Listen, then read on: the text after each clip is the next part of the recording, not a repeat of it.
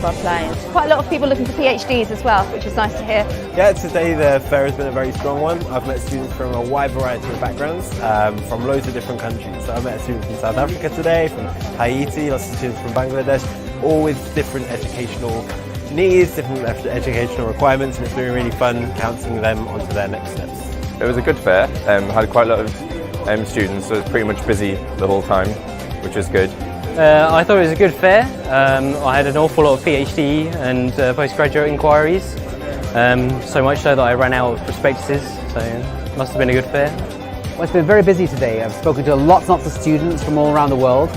Lots of different programs from the sciences, social sciences, humanities, everything really. Well, I think I've been to every single fair from AHNZ, and we will carry on coming. The quality of the students is very good. It's always really well attended, and our hosts are looking after us very well. I think it's great. I actually flew all the way from Malaysia just to attend this fair, and I think the number of students is great. Quality is good as well. We do have a lot of PhD. I think that's just a market trend, but it's amazing fair, so keep it up, guys. I think AHNZ is doing a good job. Obviously, I'm very keen for students to study at Hertfordshire, but I know AHNZ will give them lots of support and help them decide which university is the best place to go to. So today's event was great. There were a lot of people here. It was wonderful to have some time to chat with them face to face and give them more information about the process of application, how our programs work, both undergrad and postgrad. So I'm so happy that we were invited to participate. I thought overall it was a success.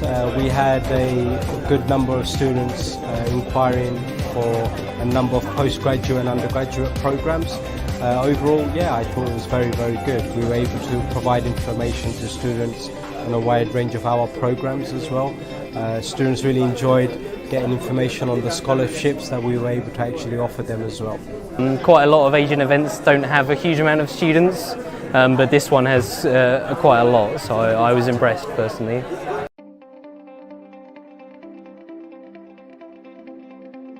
AHNZ are one of my favourite agents, as you know. I'm very keen to work with them a lot more, and they are very fantastic at supporting students, giving them lots of help and advice about visas, how to apply to university, and also understanding what course is the best one for them. They are really keen to support their students and to provide them with the best service, not just only for the education and also, for the visa-wise.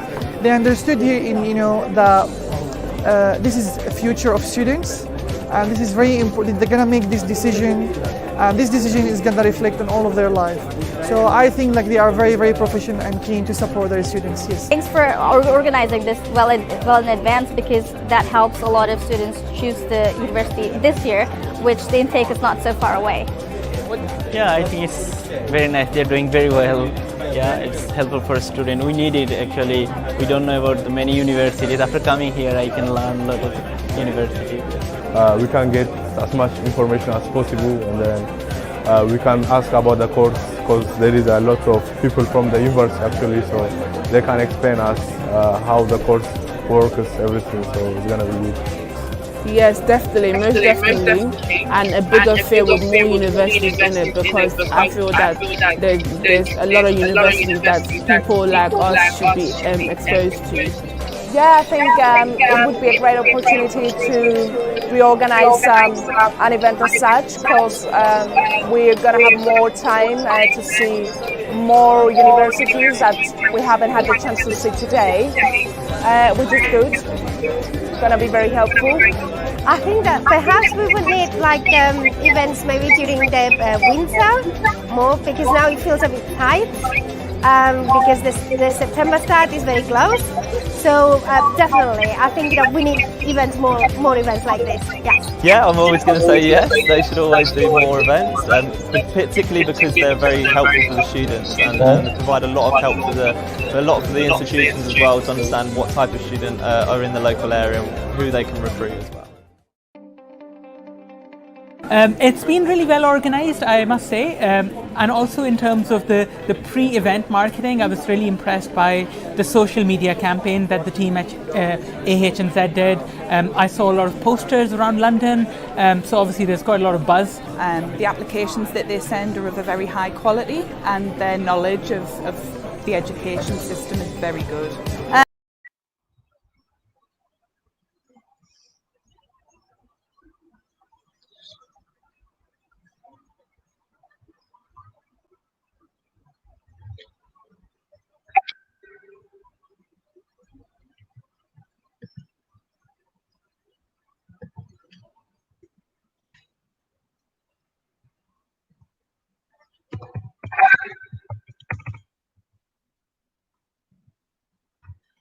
Hello, Shajal, can you hear me? Yes, I can hear you. Yes, I've joined from London. Yes, you can start, please. Okay, all right. Hello, everyone. Hope you're doing good in this coronavirus pandemic, and happy Ramadan to everyone, those who are fasting around the world. Today, we are doing a live session from AJ Assets, and today we'll be in details about the application process and scholarships. And after that, if we have more time, we'll go in details about the procedure, how students can get admission to universities, and we'll be discuss about the visa application process if we have enough time. And after that, one of the representatives from Birmingham City University will be joining with us from around 3 o'clock. So till that moment, please guys, stay with us and listen to our discussion. And in the meantime, if you have any queries and questions, feel free to comment. And all of your questions and inquiries will be answered by our Honorable Director, Mr. Ghulam Mortuja, and Birmingham City University's representative, Mr. Mizan Ahmed. Okay, sir, tell us where should I start? Yes, you can start. Yes, I can hear you. Thank you. Okay, right. So yeah, I am HM Shahjalal, and I'm the Senior Consultant Officer and HR of Dhaka. And I have joined with this company in the middle of 2019, and since then I'm enjoying a lot working with this company.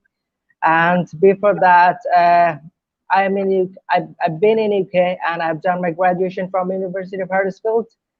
And when I come back to Bangladesh, I knew what exactly to pick.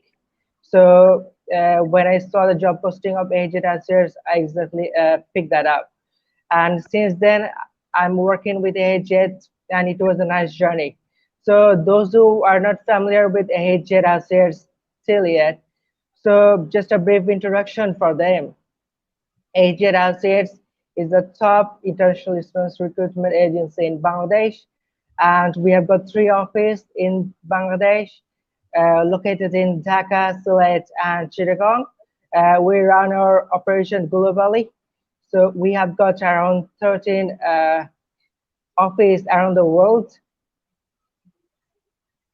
And apart from these, we have got 130 plus in UK universities in our hand. So when it comes to the selection of university and courses, students always get the huge number of options to choose from. And we are serving for a long time, and we have got good experience. So till now, we have around 80,000 plus students we have already served for. And behind all this success, just one thing, and which is the key point, is our service.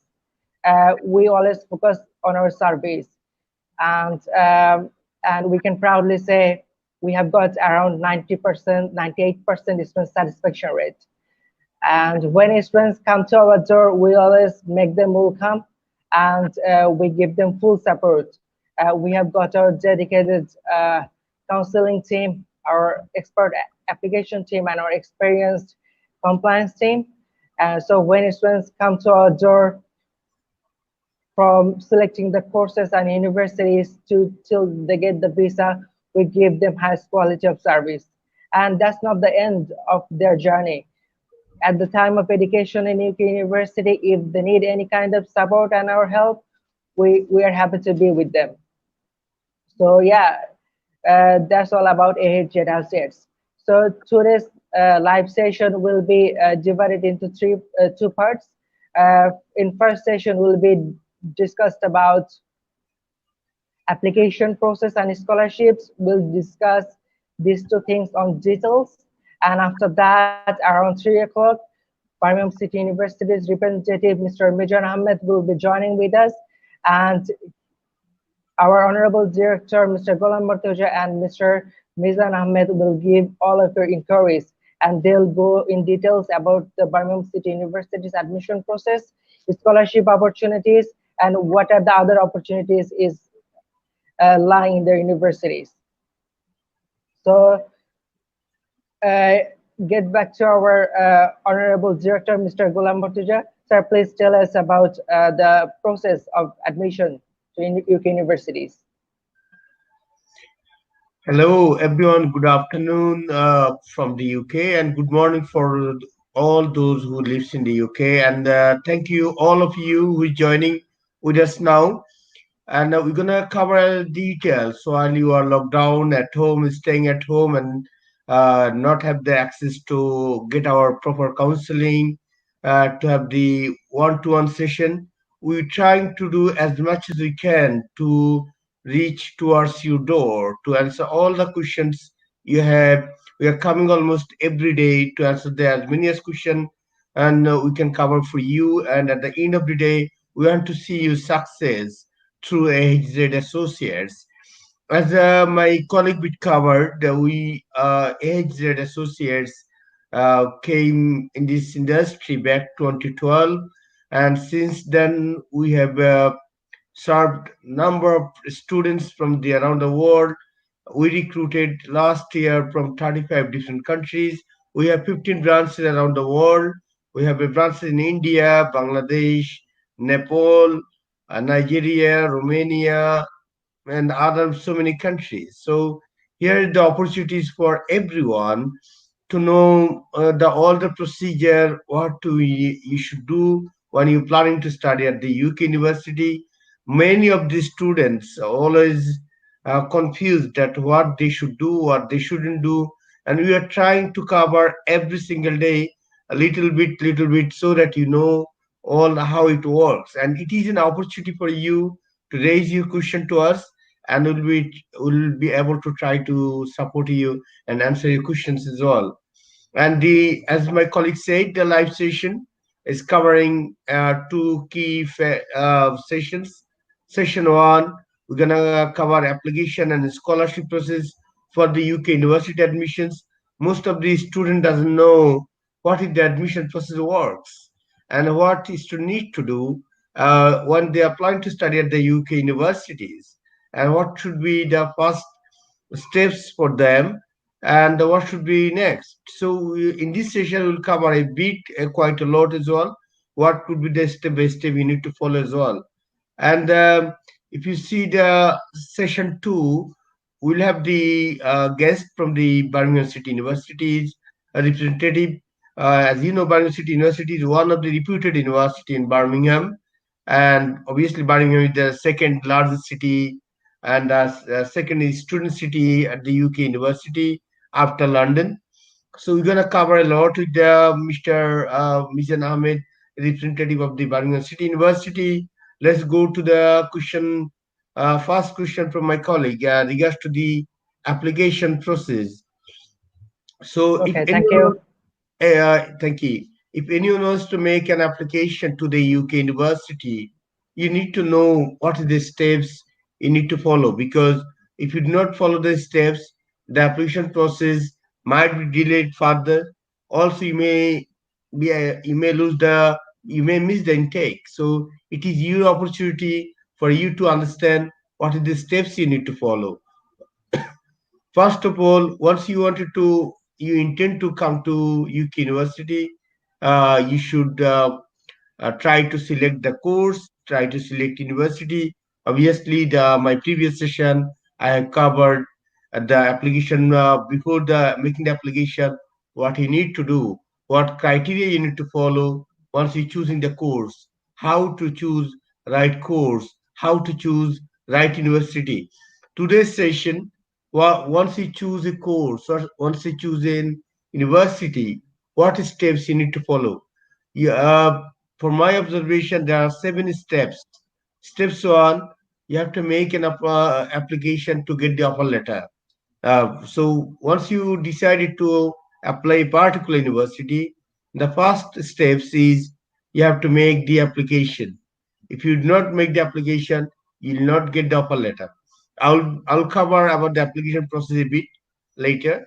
So after the once you make the application, normally at the first instance it is not possible for you to cover all of the requirements of the universities to make the to get the unconditional offer letter.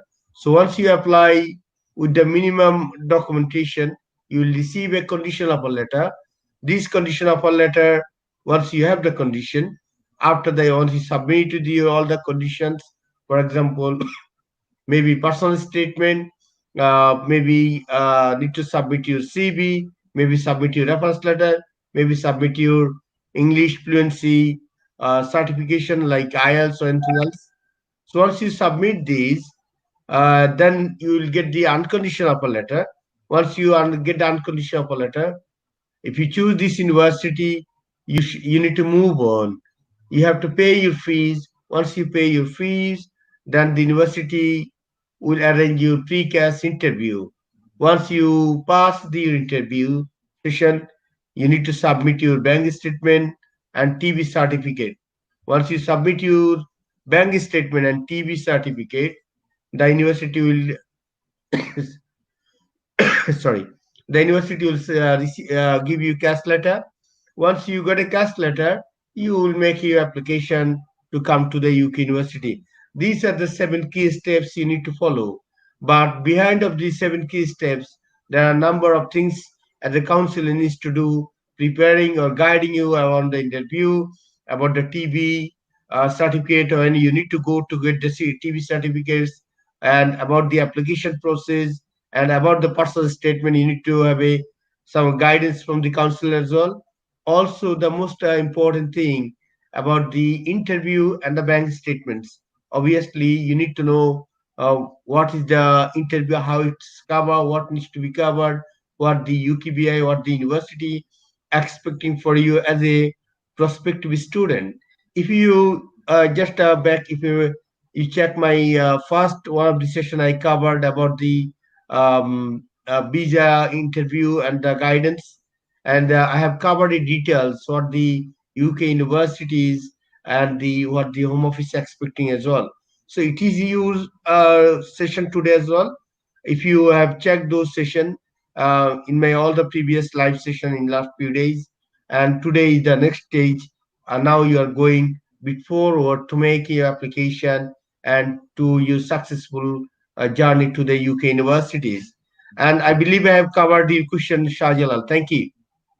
Thank you very much, sir, for clearing all those things. And so when the students decided they're going for UK, the first step is to make an application to the universities, and some students feel confused about it. So most of the common question we find when we counsel students is, when is the right time to make an application to UK universities? And is there any deadline for making application? Of course, there is a deadline, of course, because following the post-study work scheme, once the university has the UKBI has established, and the government announced that after the Tier 4 visa application, those coming to the UK and complete their degree from 2021 September onwards, they will be eligible to work 2 years under the post-study work visa. Once this announcement came in, the application number to the university went significantly higher. Even I have been told some of the universities' application went 500 times up. You can imagine how the backlogs, those the admission officers used to maybe process the application 100%, 80%, 20% of the expected numbers. When they get 5 times, 6 times more, and then the application process definitely goes far slower than normal. So always, the early you make an application, the early you are stepping ahead than other student. Also, the university is taking, some of the universities taking really long time because of their circumstances, possibly in the staff shortage or other things. Some of the universities still be able to give you the response very soon. But we expect our applicant, those apply to our universities, to get the offer letter within 72 hours. As we have UK office, we constantly change our universities. to get the offer letter as quick as possible.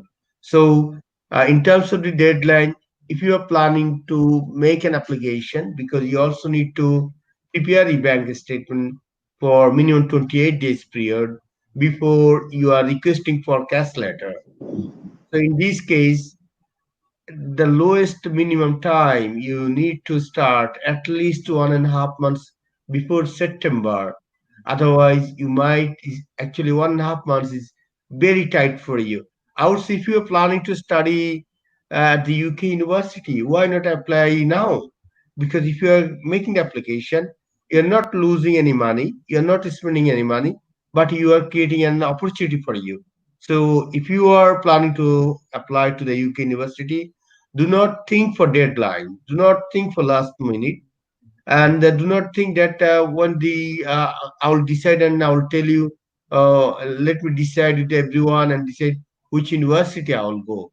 You should apply number of universities, and then you can make a comparison between the universities, which one could be better for you in terms of the subject you plan to study, in terms of the subject modules you wanted to focus on, in terms of the locations of the university, in terms of the fees of the university, in terms of the accommodation facilities of the university, in terms of the any recognition of the course, all these criteria. So the more early you make an application, the more better for you to go a step forward than any other student as well. And obviously, this is a fantastic opportunity for you to secure the good scholarships as well. I will be covering today's session as well a bit more. And thank you, Shah Jalal. Thank you, sir. And the next question we face from the students, and it's very common. What documents do they need to provide to make an application? Thank you. Yes, it is very good question from you, Mr. Shah Jalal, because now we all locked down behind a bar at home, so it is difficult for the every student when they are planning to make an application. They cannot submit all the documents they need.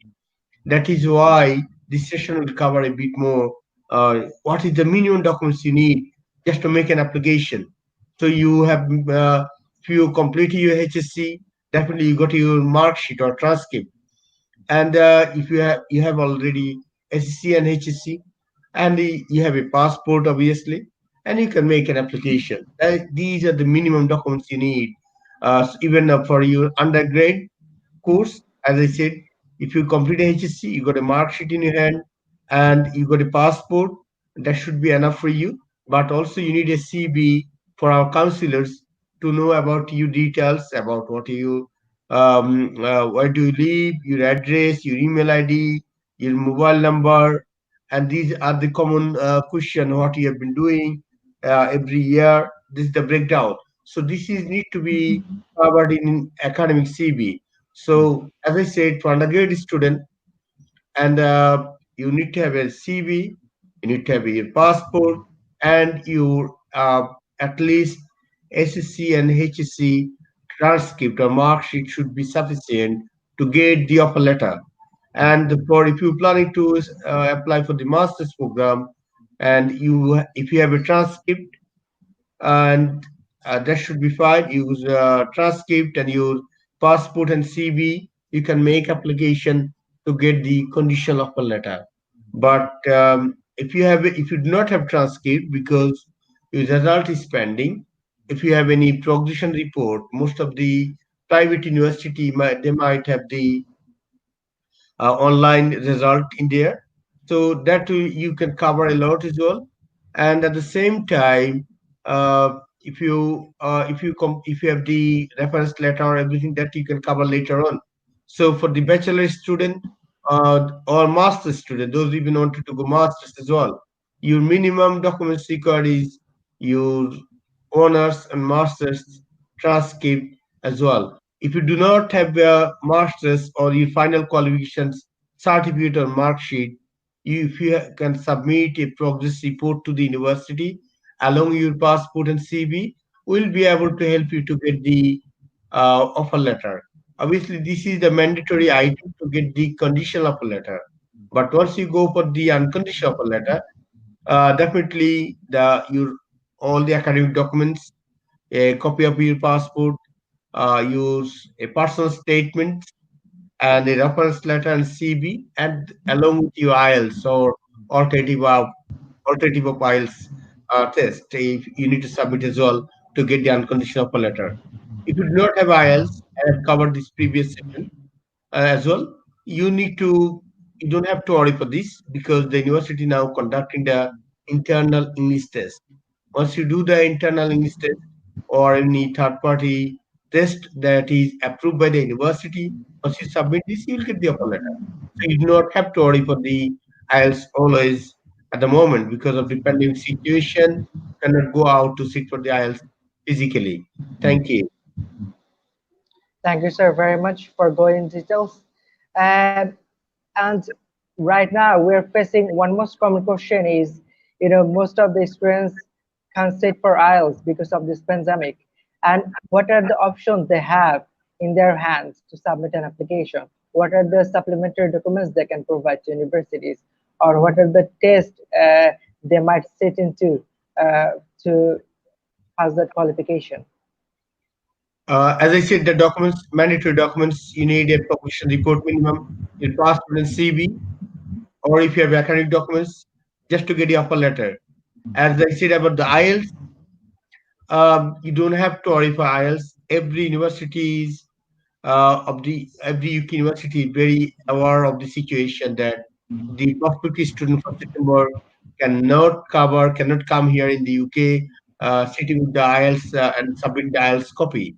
So universities trying to find alternative options at the moment. Already some of the universities started taking their online setup internal English test. Some of the university some of the university already started the third party test, which is Duolingo test or Pearson test or passport is called password test as well. So the number of opportunities coming for the students. So you do not need to worry at the beginning that IELTS. Obviously, you cannot file at the moment. So IELTS is not a mandatory document for the moment, and is not mandatory documents for the UKBI as well, because to measure a student's English ability and giving the exemption is a first maybe university's responsibility, not the UKBI's responsibility. UKBI will only measure whether you have a sufficient levels of the English fluency you have had, what is the mention or referred by the universities. Thank you. Thank you, sir. Thank you very much. So, dear viewers and the prospective equestrians, it's a great opportunity for you. Those who can't sit for IELTS, you can sit for internal English test with the universities, and it's most of the university conducting for free. So, yeah, so it's a great opportunity for you. So, my next question is, as you mentioned, students need to provide the CV when they are making their application.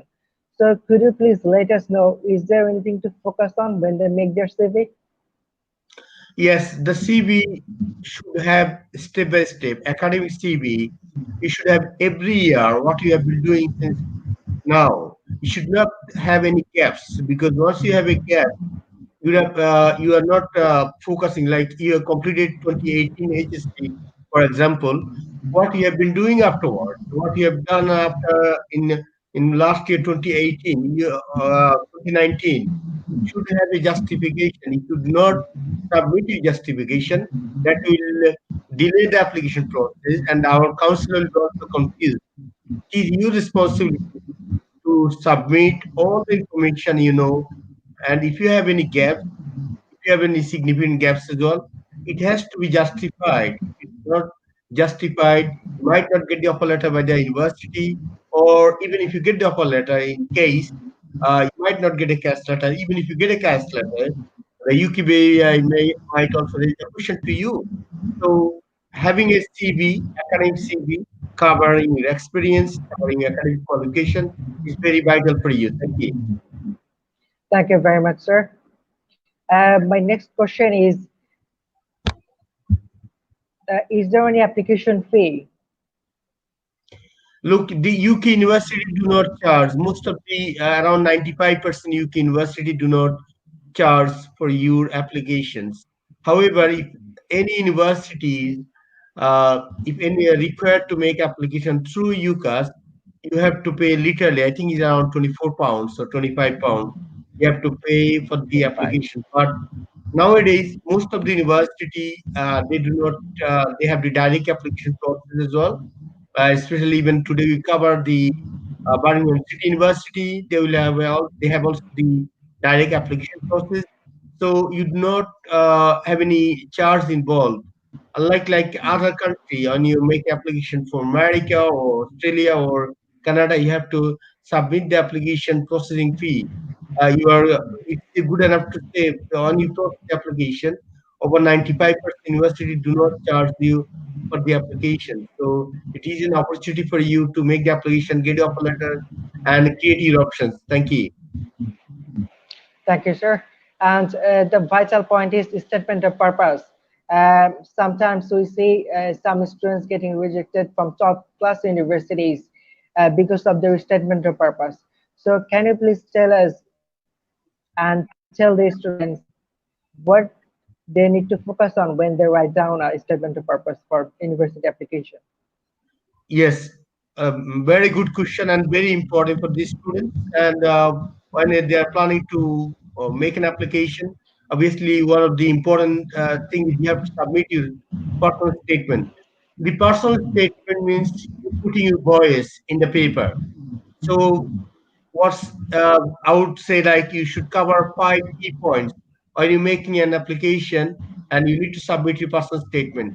Important thing when you submit your personal statement, what you are writing, that should reflect your previous interview, the university. When you're making the application, afterwards when you go to the university and the university asks you question, and you should have answered the similar answer what you have put down in your personal statement.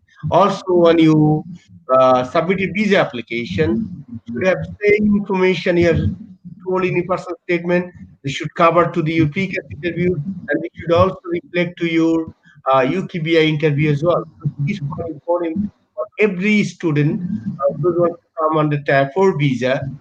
They need to put all their voice, what they want to say about them, um, in their paper. So I say you should cover 5 key points when you're writing a personal statement. You should talk through about your profile, what you have done, what your job, and then you put your intention, why you want to choose this course, and you put clear justification why you need to study this course. Is very you should not use any general content. Generic content is not actually covering much more, and also you should clearly write down that what you learn. Because, that you are buying a product, you are buying a modules, a number of modules from the university. Um, Apart from learning experience, classroom experience, the most important thing you are covering the 7, 8, or 5 to 7 or 10 modules. So, what is the module outcome you learn? What are the key modules you are quite interested in? That you are in this course. You should cover it as well, and you should also clearly put a guideline that why how this course will help in terms of your long-term career and to show towards your long-term professional career, professional destination. You should also write down the full details about your university, why you choose this particular university, locations, and the course structure, course outcomes. It could have the course recognition or other part as well. That also is the major key part. So I believe you should cover these 5 key points. Talk about your profile, number one. Talk number two. Put a clear justification why you need to study this course. Number three, what you will learn from this course. Number four, how it will help in terms of a long-term career and towards your professional destination. Number five, you should also put details about choosing a particular university. Thank you, Shajalan. Thank you very much for covering details about the application process. So students, those who are planning to apply for UK, feel free to visit our Facebook pages and you can call us on mentioned phone numbers or you can send us text on our Facebook pages. So we'll reach out to you guys and then you can send us documents and we can make application for you. So and one thing I want to mention, when students come to us to make an application, the same time they ask, will they get any scholarship? So what will be our answer to them? Thank you, Shajal. I think the previous one of my live session, I have covered details about the scholarships, and every university offers large number of scholarship to the international student to attract to their universities. And the scholarship is something that always it's come like first serve basis. Some of the scholarship that covers full tuition fees, for example, like Commonwealth scholarship and Shivini scholarship and other scholarship as well. Some of the university has merit scholarship. Some of the university has vice vice chancellor scholarship as well. Some of the university has country scholarship as well. Different university has different scholarship opportunities. To secure your scholarship, it is important for you to make an application. Once you make an application, you either the university will automatically, based on your academic requirement, based on the scholarship criteria, they might give the scholarship directly, or alternatively, you need to make a formal application and to cover why you need a scholarship, how giving this scholarship can add you for the long-term career, and also it can benefit to the university as well. And I will cover a lot as well in the session, hopefully next week. And again, I said the scholarship, the amount is different based on university to university. And we will have a Bangladesh university today.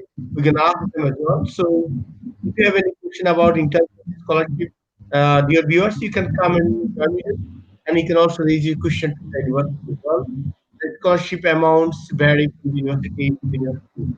From fully funded scholarship to 500 to 1,000, and it could be any amounts as well. Thank you. But as a student, if you are planning to apply, if you want to have some scholarship, it is an opportunity for you to make the application early. It is always first come, first serve basis. If you miss the deadline for the scholarship, the university cannot do anything for you at all. And most of the, to be frank with you, not blaming, but what the number of cases we have seen, the South Asian students always come very last moment. And unfortunately, you are missing the deadline to get the scholarship. And I feel very sorry for you guys. Once you make the application quite late and you are missing the scholarship deadline and the university cannot do anything. And so my appeal to you, if you're planning to apply to September intake, the university is very flexible to their application possible, and it is an opportunity for you to make the application and secure the scholarship. Thank you. Thank you very much for covering application and scholarship process. And most of the students are asking right now, in this pandemic situation, can they join in 2020 September? Yes, of course. This I will also ask my universities their comments as well. And it's very, very vital question at the moment that whether the university, the student can join to the September semester or not. Look, this pandemic, COVID-19, is not UK issues or is not your home country issue. It is a global issue, but nothing is stopped, and nothing is going to stop as well. And we always need to be more vigilant and need to stay a bit safe and do the things what we need to do. That's the one of the important things. And the everything needs to move on. And we all are moving out, working from home. And the universities continue to work from home as well. There is no issue at all. And here, last few days, the COVID-19, the capabilities is flattening. So we are hoping some good news very soon from the UK governments. I would say if you are planning for the intake, you should make application very worst case scenario, very worst case scenario, you cannot join the university, planning to extend their deadline. Join. Some of the university already started allowing the students to come late October. So if you can miss any reason, most of the students is missing. Most of the university is planning to cover most of the courses in January. I joined the British Council sector in the few of the here think tank as well.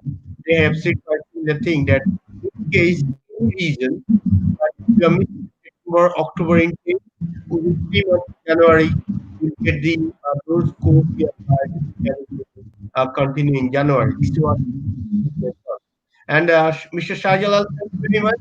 I have all the Okay, guests sure. here as well. I'm just taking them, all of them. And thank you very much, dear viewers. If you have any questions, I know you have lots of questions already here. I'm going to cover at the end of this session. So you can keep putting all of these questions here. Once at the end of the session, we'll try to cover as many questions you have, and we'll try to cover our guests as well. And I hope we all will enjoy the session. And thank you, Shahjalal. I have to leave you and I invite all of our representative here. I have thank you, Mr. Mizan Ahmed and Mr. Mustafa, and thank you to join here to this session. And good morning from the UK. Morning. How are you? You okay? Yeah, not too bad. Not too bad. How are you? Alhamdulillah, I'm good. I'm good. Can you hear me, Mr. Mustafa? Yeah, I say good morning. Hope you're both well. Apologies, I was on mute. No, it's fine. Thank you. So, just covering, Mr. Mizan Ahmed is working for the Birmingham City University, and Mr. Mustafa, who is working for the Birmingham City International College, and which is the affiliated and the pathways to the main program to the Birmingham City University. Every international students regard to most of the, I would say, international students required to go through the pathways as well, because when they are coming from the from the home country, their qualification is not meeting to the university's main course direct entry. This is always required when you go for the undergrad, when you go for the masters. Your qualification is not might be recognized, or is not sufficient, or is not meeting directly entry requirements.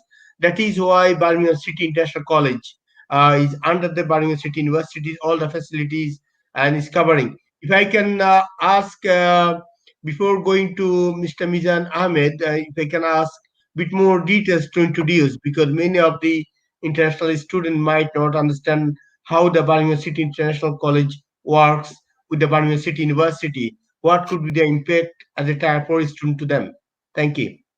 So here at Birmingham City University International College, we hope to provide pathways for students who do not normally meet the university's direct entry requirements.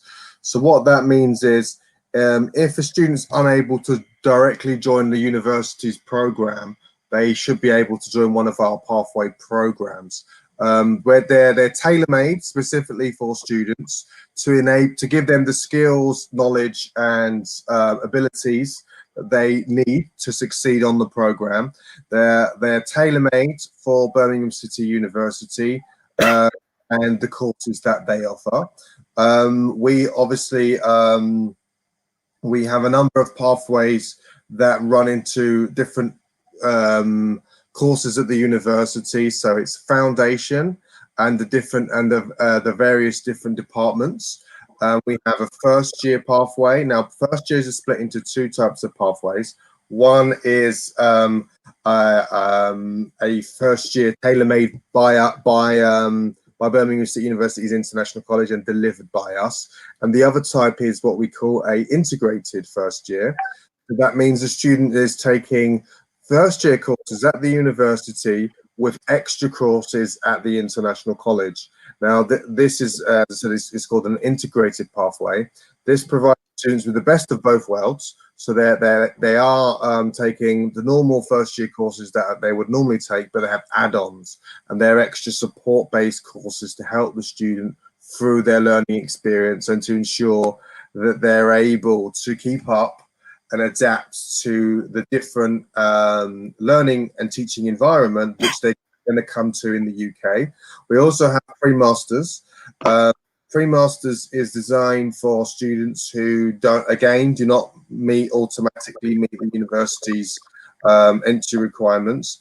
Again, it's a tailor-made course designed to help students adapt to and succeed in a UK learning and teaching environment.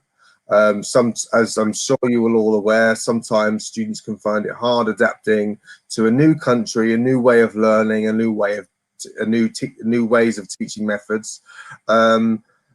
Students from all over the world, there are different teaching and learning environments and methods that are preached from China to Bangladesh to Nigeria to South Africa to South America. High schools and the different colleges that they may have in their countries and their qualifications, they have different teaching and learning methods, and they've got different curriculums with different methods is probably the best word to describe that. So coming into the UK in that different teaching and learning environment, it's vital for international students to have that bridging pathway program, helps them adapt. They'll be in the class with other international students who are going through similar experiences, and as I said, our courses are tailor-made for international students to help them cope with adapting and changing to that UK teaching and learning environment. And thank you very much. You have covered quite a lot about the Birmingham City International College, and as you said, it is an amazing experience for the students. Those are not meeting directly the entry requirements. Here, with a small group of students, the teacher allowed the student and try to bring all the potentials so that they can quickly adapt to the university learning environment and can prepare for the main course after completing the pathways of foundation year or pre-masters to the main course as well. If I can ask Mr. Mizan Ahmed about the Birmingham City University, as is one of the very popular university to international students currently at the moment. Obviously, Birmingham City is the second largest student city after London, I would say, and there are lots of facilities in the Birmingham City University. When I visited myself, I've seen closely as well. If the viewers can listen from you, why should students choose to study at Birmingham City University, please? Hi, thank you very much for your invite today. I think it's a very good opportunity for us to get a chance to talk and obviously advertise Birmingham City University to all the students who are looking to apply. Birmingham City University, for me, I have studied at Birmingham City University too. This is why I have very good experience in terms of explaining why to come and study at Birmingham City University. Our campus is very new. We have invested at least about £260 million into a new campus, into the city centre. So now the campus is based right in the city centre of Birmingham. Like you mentioned before, we are based in the second largest city in the UK. So facilities-wise, for people to travel around, Birmingham is very quick and very easy. For our South Asian students, such as Bangladesh, Indian, Nepalese, Pakistani, the South Asian community in Birmingham is probably second to London. Birmingham is cheaper than possibly living in London too. So for students that want to come, they pay their own fees for them to actually survive in the UK. It's a lot easier for them to live in Birmingham, and it's a lot cheaper as well. And rather getting the tube going to one place from another, they can actually get a bus or they can walk it, because it's actually quite easy and accessible. Birmingham is a very safe city as well. It's very multicultural, so it's not just South Asian. You get from everywhere, from around the world, Middle Eastern, from Africa, from China, from anywhere you want. So it's a very welcoming city. It's a very hardworking city as well. People are very friendly. It's not very busy as London. It's very easy to access. Also, where the actual university is located, like I said, it's based in the city centre. This means that the shopping centre is literally on your doorstep, accommodations on your doorstep. Everything is very easy for the students. So if you are a bit unaware of how to get around, it's very easy for you. And thank you, Mr. Mizan Ahmed, to cover a lot about Birmingham City University. And just wondering, how many faculties do you have in the university, and how many courses you have? We have 4 faculties, so it's ADM, Bliss, CB, and Health. We cover over 300 courses, so it's a very large amount of courses that we cover. It all depends on what kind of courses you do. We don't do pharmacy, we don't do dentistry or medicine, but we major in law, we major in business, we major in art and design, we major in ACCA as well. So courses like this is very popular for BCU. Yes, yes. For the ACCA, not many universities covering or taking the international students for ACCA program.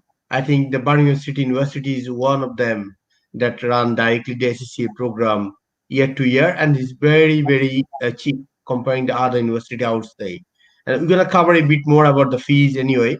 And if I can ask Mr. Mustafa from BCUIC, that what is the pathways categories, how many subjects you can cover, and the students coming from foundation towards the main program, please.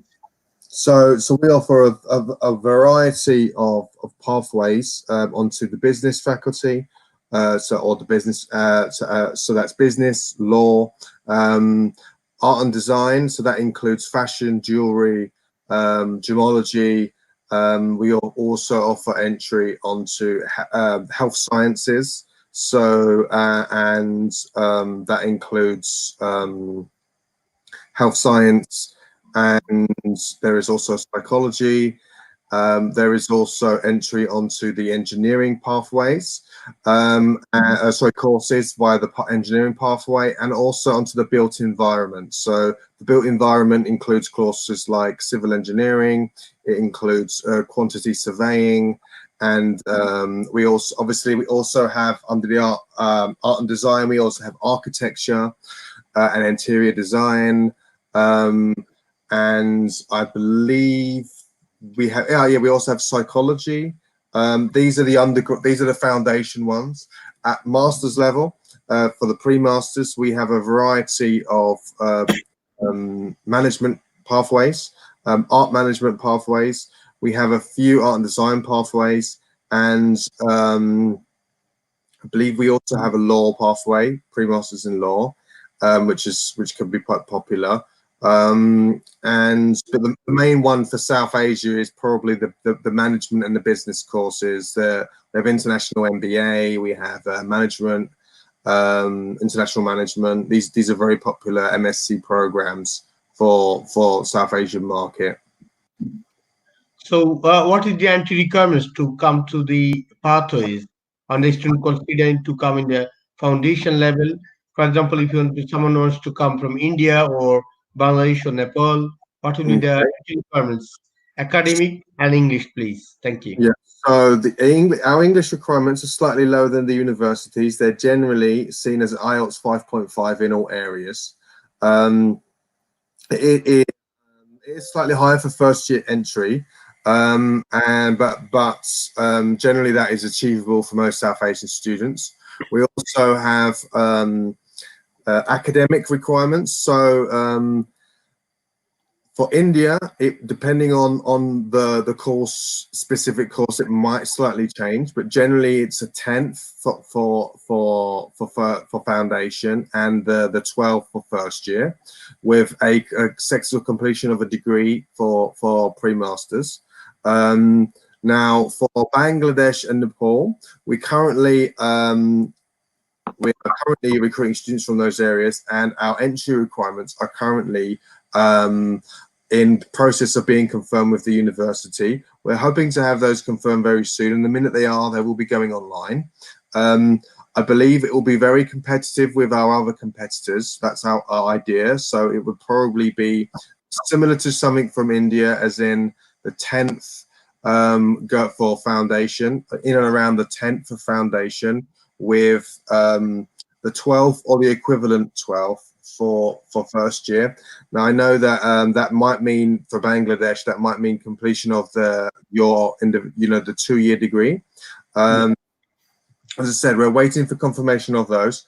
I'm very confident that our entry requirements will be very competitive.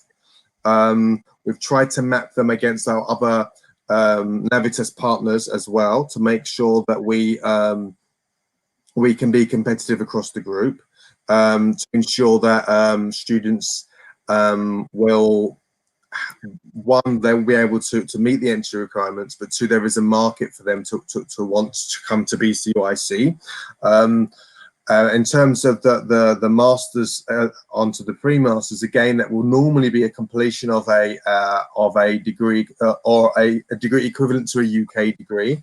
Obviously, the pathway program is designed for students who don't directly meet the university's requirements. So our entry requirements are normally slightly lower, but low enough, one, to make it relevant, but not too low so that we can't give them the skills and the knowledge required to be able to succeed on the program. So we have to map it accordingly in terms of what we're able to cram into our pathway program, all the skills and all the knowledge that student's going to need to succeed on the program.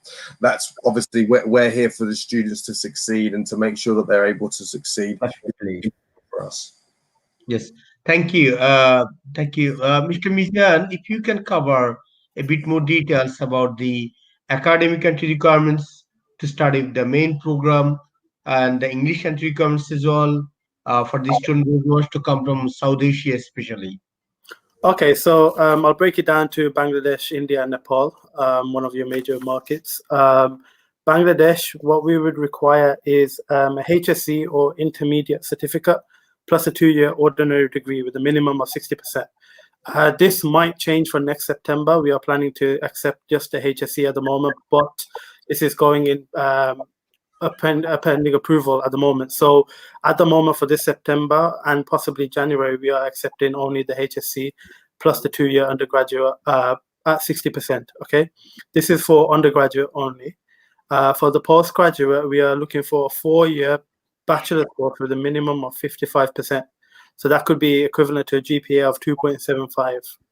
So any student with anything below that, we can accept to on a 18-month course, which is an MSc or MBA course that has a different option, basically.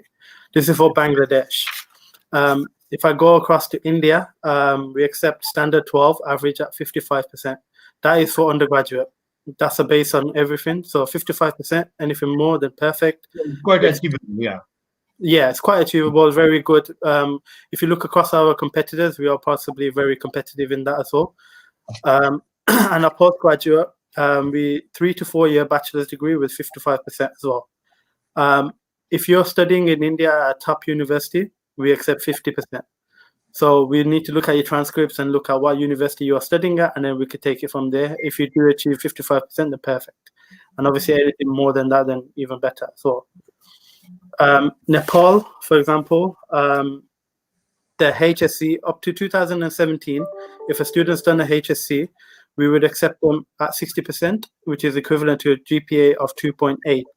This is for 3 of the faculties that I mentioned only. So that's the ADM, Bliss, and Health. For CB, they will need 60%. So it's just about 5% more, okay? If they've studied after 2018, it's the X111 or the X12. We would accept 60% for the 3 faculties, the ADM, Bliss, and Health, and 65% for CB. This is for the undergraduate entry requirement for Nepal. The postgraduate is a 4-year degree with a minimum of 55%, with no subject below 40%. These are our academic requirements for these countries. The English requirements are pretty much standard anyway across all the regions. They're classed at 60%, 6.0 overall, with no less than 5.5 in each band, depending on which course that you want to study. For example, law courses are 6.5 with no less than 6. The Bliss courses, a majority of them are 6.0 with no less than 5.5. If you're coming from India and you have studied a standard 12, in either CBSE, CISE, Maharashtra, Tamil Nadu, or Andhra Pradesh, we accept your standard 12 English at 65%. This means you do not need an IELTS requirement at all. So if they get plus to 55% in English, they do not require IELTS. Yeah, plus 12, yeah. So if they have plus 12, 65% in English, 65%, okay. yeah, 65%, they do not need an IELTS score. Okay, all right. And thank you very much, Mr. Mizan. You know, some of the courses I have seen that you got a 100% students went to the job or the further placement, especially many business courses.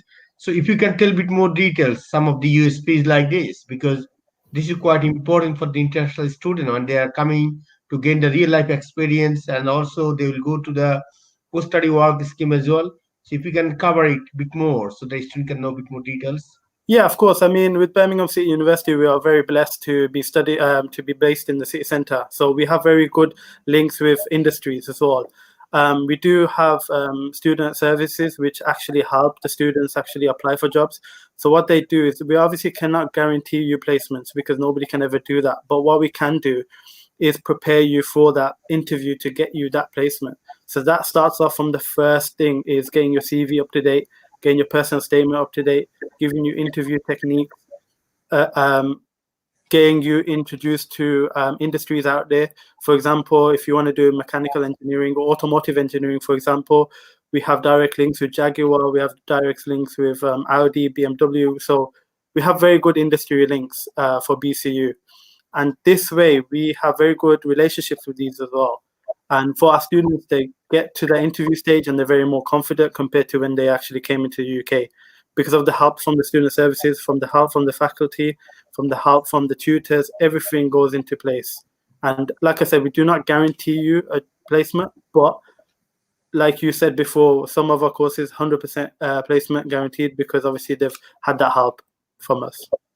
Yes. So what are the subject, which are the subject you have the placement opportunities? I believe every undergrad you have one sandwich year additional student can take this opportunity. Yeah. And the masters, which are the subject areas they can go with the placement, please? From September 2020, all our masters have an option as a placement. So whichever master you want to do, you can do a placement year. This is one full year, or? It's not a full year. It roughly works possibly about 6 to 7 months, depending on the placement year.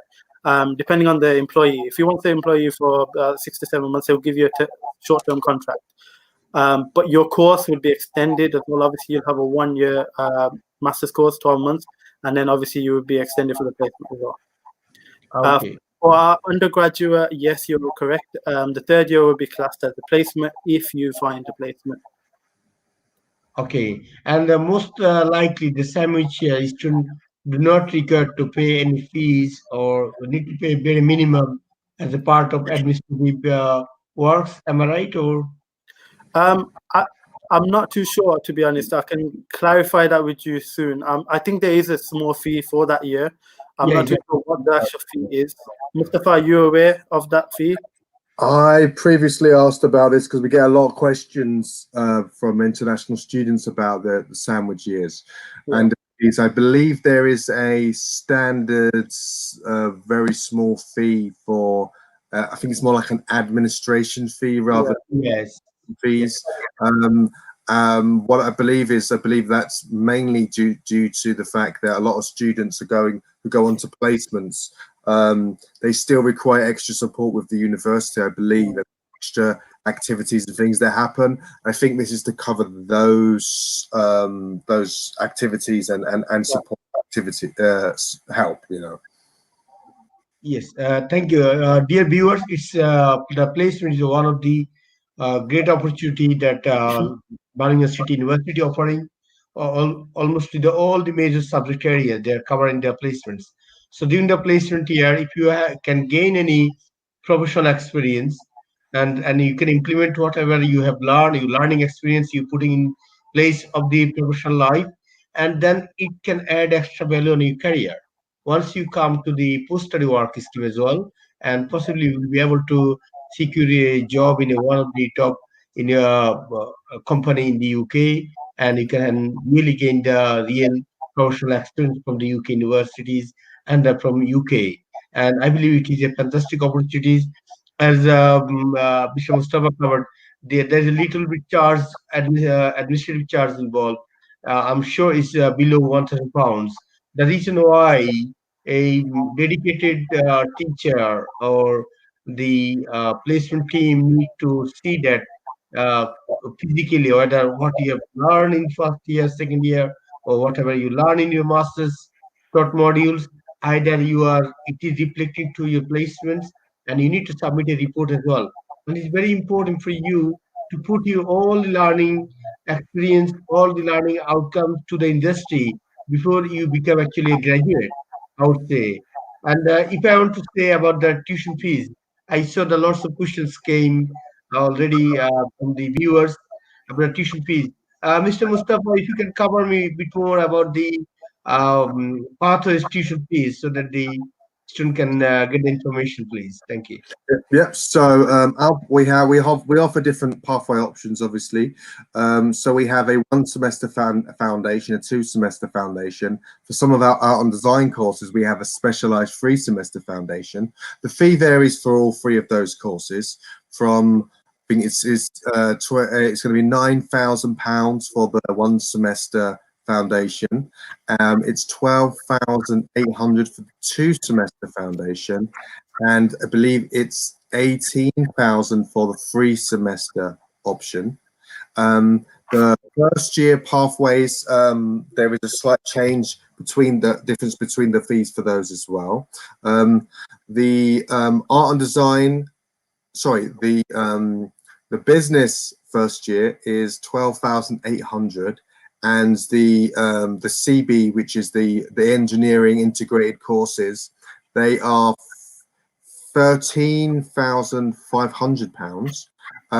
The pre-masters, there are 3 different options in the pre-masters. So there's a 1 semester, 2 semester, and a 3 semester for art and design. Again, those courses slightly, so it's 9,000, and then it's 12,000. 800, and then it's I believe 18,000 for the 3 semester. There are some different courses that they are a slightly different fee, but the fee for those is the university fee. That's the luxury courses, and that's the specialized master programs that are very sought after, and they're very specialist courses. Those fees are slightly higher, but not our fee, the university fees for those. Okay, and what is the minimum fees at the moment to get a cash letter from the VCU? Yeah. As well, yeah. Thank you. So our deposit payment is normally, if it's a 1 semester, it's the whole 1 semester fee. If it's a 2 semester course, it's the 1 semester fee. Likewise, if it's the 3 semester course, it's the 1st semester fees.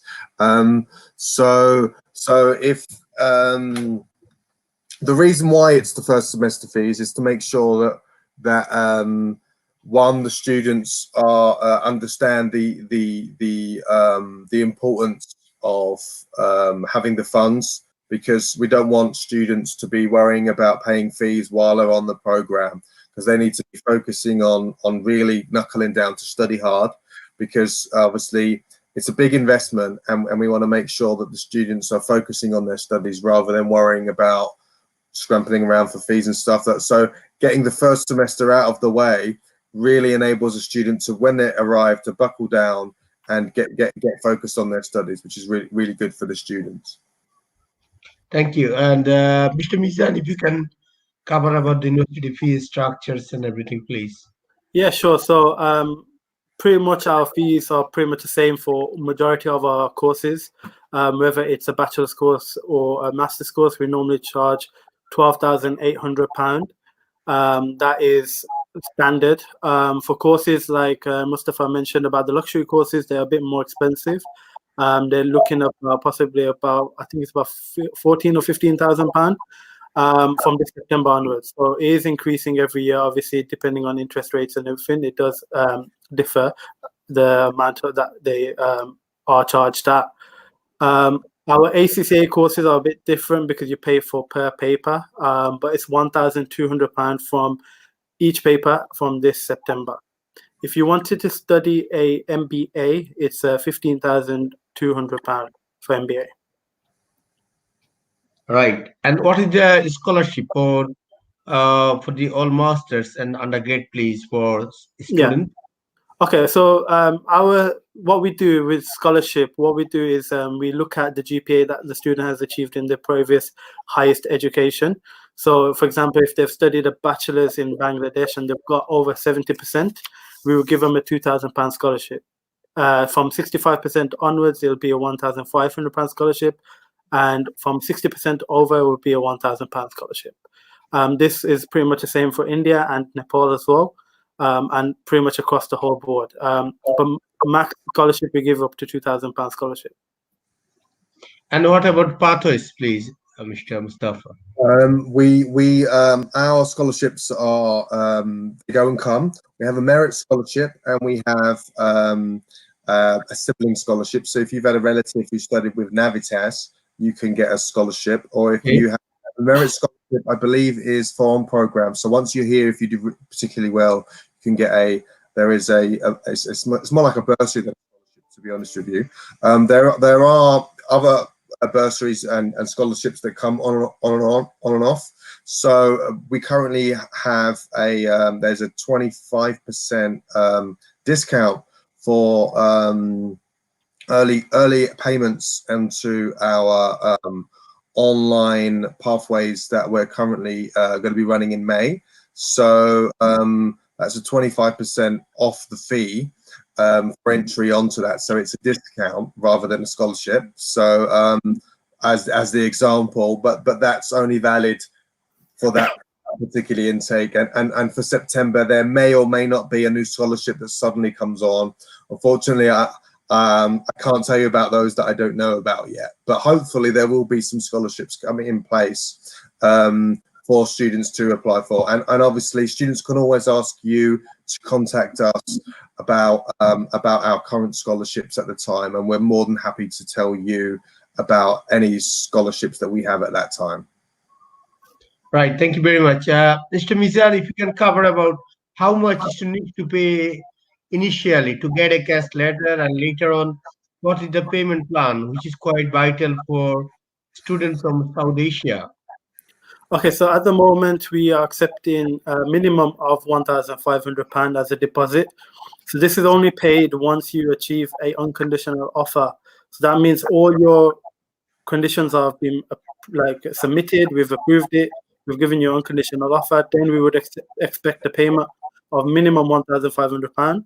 My advice is to give at least a bit more if possible, because this would help you with your bank statements later on. You wouldn't need to show so much money in terms of your bank statements. This would obviously help you come over to the UK in September. But yes, minimum £1,500. The structure afterwards is once you arrive in the UK, you would be expected to make a minimum of 50% payment of the outstanding. So this is excluding your scholarship. So for example, £12,800 for your fee, your scholarship is £2,000, so it's £10,800. You've already paid £1,500, so you need to make a 50% payment once you arrive in the UK at enrollment. And then with the finance team, what they would do is they will sit down with you, give you a structure of, depending on your situation, they will give you a structure of how to pay the rest of the fee. I believe it is a very fantastic opportunity for the student, and to come with such a low amount of fees paying and can secure the cash letter, only paying £1,500 for the master's or undergrad program, and only paying the 50% when they are by the enrollment, and the remaining fees they can pay through the flexible the payment options. It is a very important and very vital for all the students those who want to come to the universities. And I got lots of questions from the student. If you can cover currently due to the COVID-19 attack, and what is your view as a university in terms of the coming September intake? Yes. With the COVID situation at the moment, obviously I'm aware that it's a very big pandemic and it has affected the whole world rather than just the UK. But I think you mentioned it earlier in your program that nothing has stopped. The universities are still recruiting. They're still helping all students with applications. There may be a slight delay with application turnaround at the moment because obviously everyone is working from home now. So a lot of the systems that we have got access to at work is obviously being affected. But we would advise everyone to apply as soon as possible. We are still looking to carry on with September. Nothing has come out to say that September is cancelled or it's going to be online or anything like that. We are fully expecting to get over this pandemic in the next couple of weeks, hopefully, and move on and carry on with September. Okay, and thank you very much, viewers. It is an opportunity for you to make the application and secure the scholarship. Also, get there through the Birmingham City University, paying only £1,500 for the cash letter. It's an amazing opportunity, I would say. It's so I just want to ask one more question before we go to all the questions raised by the viewers. What is your advice to the student about what you feel about AHZ Associates, as a like long-term partnership with the Birmingham City University, and regards to the application process, and if you can share your experience to the viewers, please. Yeah, of course. I mean, me personally, I've known AHZ for a very long time. I've had very good relationships with pretty much everyone that works there. I would recommend to work with AHZ for you to apply through AHZ. They are very trustworthy. They don't lie or anything like that. So for you to be trusting them is very good because we trust them as a partner. As a Birmingham University, we do advise students to go to trusted agents such as AHZ. They would be able to look through your academics and advise you perfectly on what you want to study. They are one of our popular agents. They have sent us many students from all across South Asia, all across Africa now as well, and also in the UK as well. So yes, I mean, me personally, I have a very good relationship with you. You know that, and we, inshallah, will be looking to work more closely in the future. Thank you very much. Viewers, we covered lots of points regards to the pandemic matters and also about the IELTS. Yes, one of the vital question. The student cannot sit for the IELTS at the moment because of everything locked down. And what are the steps you are taking on this? And because are you accepting any medium of instruction or internal English test or anything, any plan or any measurements you are taking? Yes, so at the moment, our website has been updated to show the English test that we are accepting now. So it's the Duolingo. We are accepting Duolingo at a certain level, so I can share that with you as well. Also, we are accepting the password skills English test. Let me just quickly go over the requirements for that. I mean, it's the same band as the IELTS anyway, with the password skills anyway. So you could do the password skills solo or the password skills. So I think there's 2 English tests that you can do from there. The TOEFL special home edition. And yeah, I mean, we are looking to start an internal English test based online. Nothing has been confirmed yet. We are still trying to get that in process. Possibly in the next month or so that it will go live. But obviously, we will be able to inform you with that as well. Okay, and thank you very much. And one of the students, many of the students, not only one, they have applied for the passport before the lockdown, and unfortunately they couldn't actually get their passport because of the current situation, and they have the delivery slip, what it's called, and actually it is written in another language. And do you think they can make an application with their any form of identifications, because they might have NID, national identity card? Do you think possibly to get the offer letter at the beginning, you can accept something like this? Yeah, of course. I mean, we're obviously aware that with the pandemic, obviously everything has been stopped, and obviously it's not their fault that they haven't received the passport yet.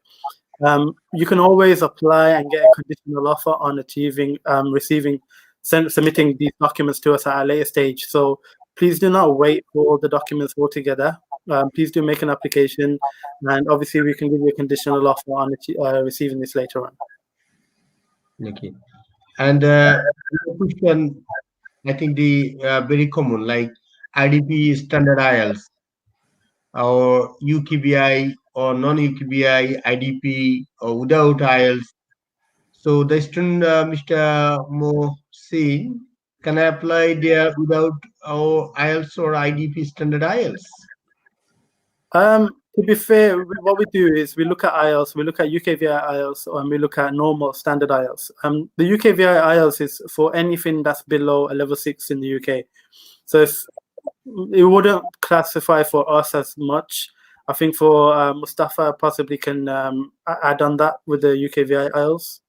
So depending on the student's score, he can certainly apply without those with those IELTS. I would definitely recommend applying, and I would always recommend that if in doubt, just apply.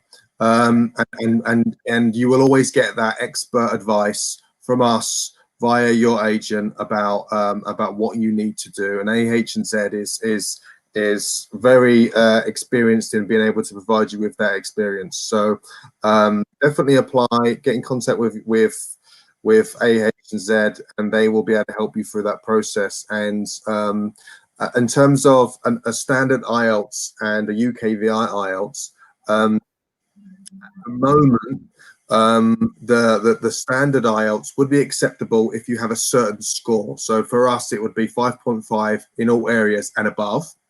For the university, it'll be slightly higher. Obviously, for the UKVI IELTS, the same rules apply, but we would also be able to, you would be able to use that in different circumstances as well.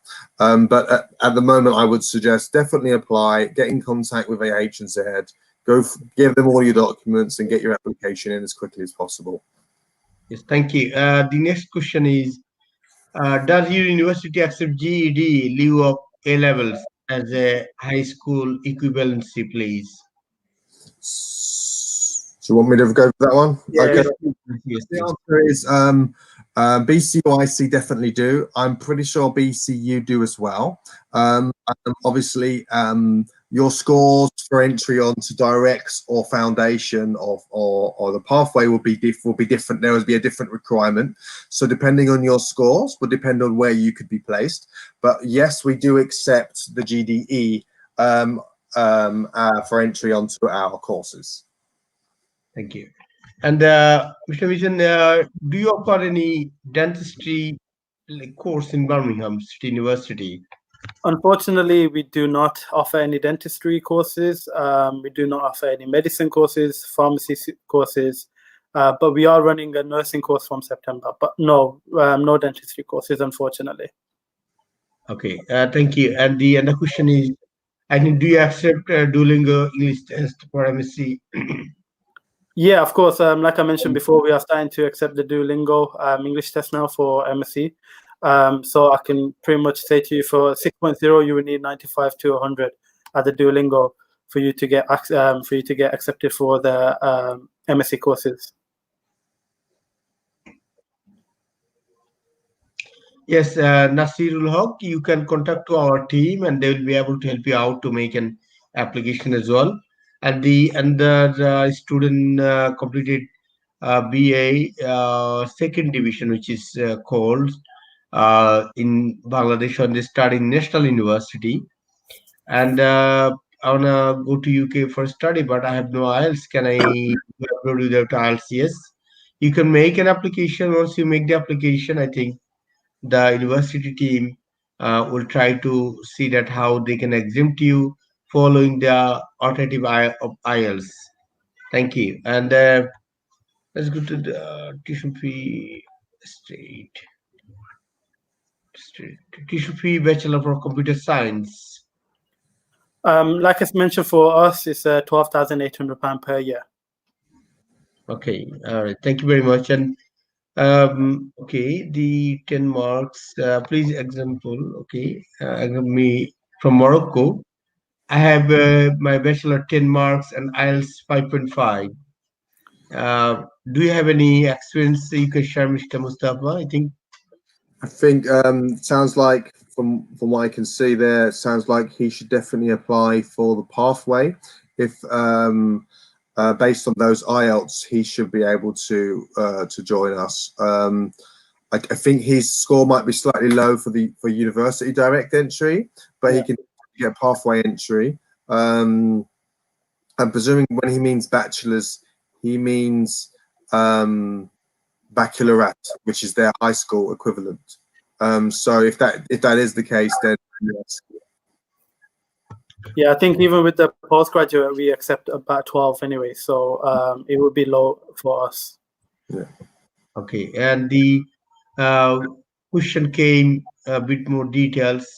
O-level January 2018, GED March 2019, and the total IELTS 6. Only writing got 5. All of them was very good brand. And prepared program Bachelor in Computer Science. What is my chance of acceptance? I mean, what I would say is those marks are quite good. I'm not too sure how the GED works fully, but what I would need to do is obviously look at your transcripts. But the English scores, apart from the writing, everything else is acceptable. But we need a minimum of 5.5 in each band. If you did a UK VI IELTS, then maybe we can accept you on our pre-sessional course, which is hopefully done online anyway. That would be a 6-week course for you. That will give you a chance to actually up that 5.0 to 5.5. Okay, when you say that online English course, and how is going to work, and how much is going to fees? Any discount for them? The online pre-sessional course, let me just double check. I think it's, yeah, I don't think it's on the website yet. I think the information is going to come out very soon. But basically what we're doing is we're doing the pre-sessionals all online now. This is something that's new from the university, simply because obviously we're aware that a lot of students cannot come over to the UK to do the pre-sessional course. Let me just see if it is online. Yeah, the updated fees are not done online at the moment, so hopefully I can get that information out to you as soon as possible. Okay, all right, thank you very much. And is there any do you cover social work? I mean, in social work? So, social work. Let me just check. I don't think we do social work, to be fair. I think there are similar courses that may entail some parts of social work studies, but I don't think we have. There is a degree with that particular title. Okay. Actually, we do. We do a social work MSc program. I think it's quite new, to be fair. So we do a social work MSc program starting from September. Okay. Actually, So you may be able to apply from September 2021. So it's a brand new course that's hopefully getting started from next year, not this year. Okay, thank you. The other question is, I'm a student from Sylhet, I want to study in UK below. I take my qualifications, HEC 2.70, BSS second edition, and but result was published in 2018, and IELTS is quite okay. Am I eligible to apply? Yes, I think you are eligible to apply. And most importantly, the concern was the bachelor was 2015, the result was in 2018. And this is why, because when you apply when you starting through the national universities, it is always delaying the process. Like this 1 year study, the result is coming in the year, studying in different sessions and session jobs. If you can cover a bit more, Mr. Bhai. Yeah, sorry, Mustafa, carry on. I was just going to say, I'll suggest this particular student submits a full CV to. Yes, that would really be helpful. Yeah, pretty much the same, to be fair, from the university. If they were to submit a CV just to explain the situation, then obviously it's all right. Yes. And what about the masters in physiotherapy course? Do you offer anything? Yeah, so we do a physiotherapy course. The expectation for the physiotherapy is a very different program. So the entry requirements for that is a bit higher, and also the English requirements are a lot higher. And also you will need to do an interview with one of the tutors as well. That's part of the entry requirement. So Yes, it would take a lot. It's not as simple as me saying yes, you do qualify. Your scores that you put there, 6.5. Unfortunately, you might need a 7 in physiotherapy, so that might be a bit lower. The relevant question as well. She got IELTS 6.5. And do you offer masters to the physiotherapy or public health program? As her We do a IELTS public health program. 6.5 with no less than 6 would qualify for the public health. Okay. For the physiotherapy, they would need, I think, 7.0 overall with 6.5 at the minimum. From the sounds of what he's saying, I would suggest that she definitely apply. Apply for his wife. Most likely, if she really wants physiotherapy, probably the best option would either be to do a pre-sessional for the look of this. Yeah, that's IELTS. correct. If she's done a UKVI IELTS, then yes, she will be able to do the pre-sessional online as well. And they can go also for the alternative like Duolingo test or anything as well. Yes. So, Mr. Maruf Ahmed would I advise you to make an application to our team, and they'll be able to help you out. And do you accept second master degree? The question came in. Okay, so this is a very tough question. So second master's in the UK, it all depends on the course that you studied previous and what you want to study now. It's not clear yes or no that I can say to you right now. I mean, sometimes you do accept them, sometimes you don't. But it all depends also on the personal statement to explain why you want to do a second master's. The only reason why we would be questioning that is because the UKVI will question that. Because in terms of progression, they would want to see why you are still in the UK, still studying another level 7, rather than going on to work or going on to a doctorate or anything like that. Why do you want to study another master's? I think that you, in your personal statement, you need to have a proper justification why you need to have a master degree. If you can really explore your justification, the university will accept you for the second masters. That's not a problem. There's no restriction from the UKBI, but again, it has to be justified as well. And lots of students are asking the question. Many university was planning to apply, accept the medium of instruction course. And do you have anything in your mind like university is planning to do? MOI, medium of instruction, medium of instruction basis IELTS exemption. I don't think we are accepting medium of instruction at Birmingham City University. This is why we have implemented other English requirements such as the Duolingo or the password skills for them to actually study. For us to actually accept the medium of instruction, it would take a lot longer to actually the English team to actually map this across. So maybe we could look into doing this in the future, but not at the moment.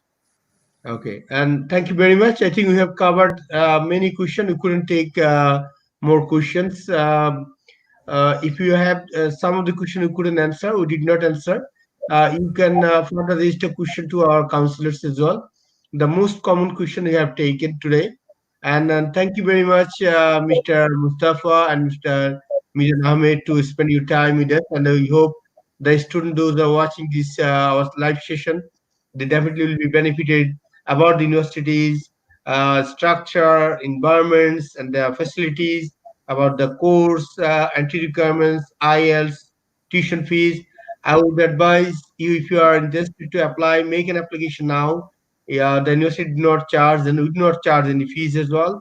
So make the application and secure your offer letter, secure your scholarship, and hope to see you in September intake. Thank you very much and goodbye. And thank you, both of you, to join with me. Thank you. Thank you very much. Thank you. Bye now.